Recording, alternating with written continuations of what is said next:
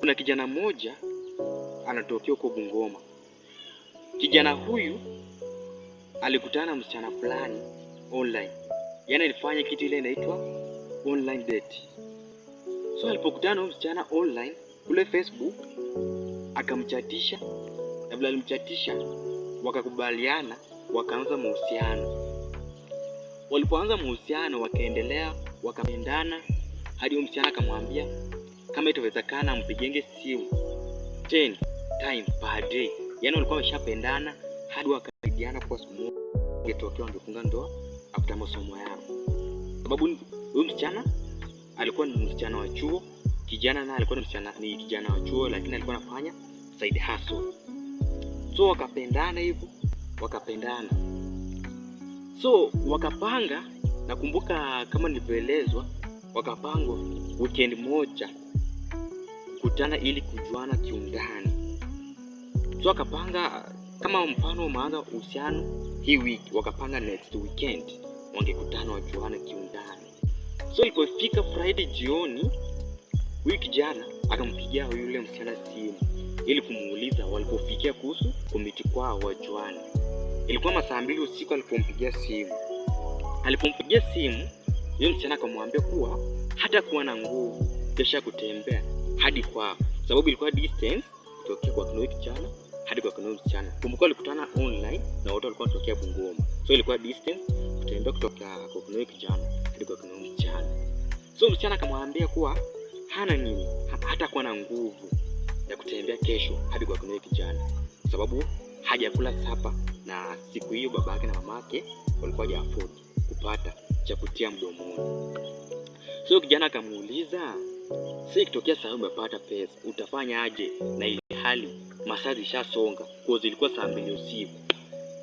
Msichana akasema, "Duka huko haijafungwa, kuna duka inauzwa panauzwa hadi saa 3 usiku." Akamuuliza, "Sasa kwa saa hii unahitaji nini?" Msichana akasema, "Aje rice na sweet tatu ama potato itakuwa sawa."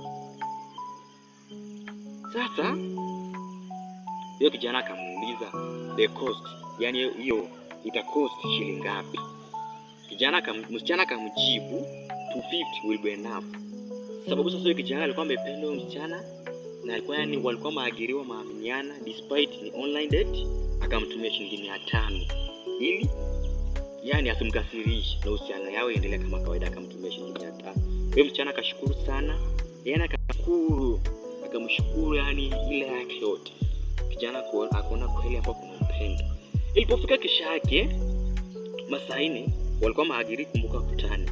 Ilipofika kesho yake saa 4 akampigia, ako off. Fika saa 7 akampigia, ako off. Fika saa 10 jioni kumpigia vile vile, ako off. Kijana akamuuliza, ako off vile vile. Fika saa 1 usiku kijana huyu kuingia mtandaoni kule Facebook, akamuona ako Facebook. Akampigia simu. Kumpigia simu akamuuliza, "Kwani shida ilitokea wapi? Tulikuwa tumepanga kuwa tungekutana, lakini kwani shida ilitokea wapi?" Msichana akamjibu, "Huko kwao kulikuwa na hitilafu ya umeme na kwa hivyo amahangaika kuchaji simu na bahati nzuri akachajia kwa jirani mwenye alikuwa na sola." Sasa akamuuliza, "Then tutafanya aje?" Msichana akasema ataorganize siku nyingine wakutane. Huyo kijana akasema, "Lakini unajua umenikosea." Unajua msichana alijibu aje? Kama nikimnukuu jinsi alivyojibu, alijibu, I'm wrong, but kama unafikiria, wewe fikiria vile unataka."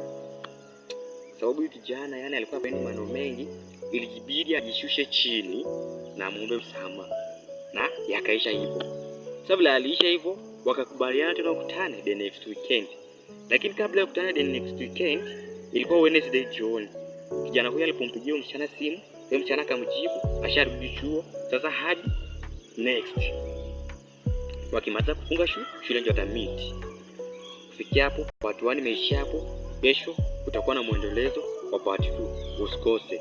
Kama story inakupendeza, like, comment, na kesho masaa kama haya utapata part 2. Mimi mtangazaji wako Jora.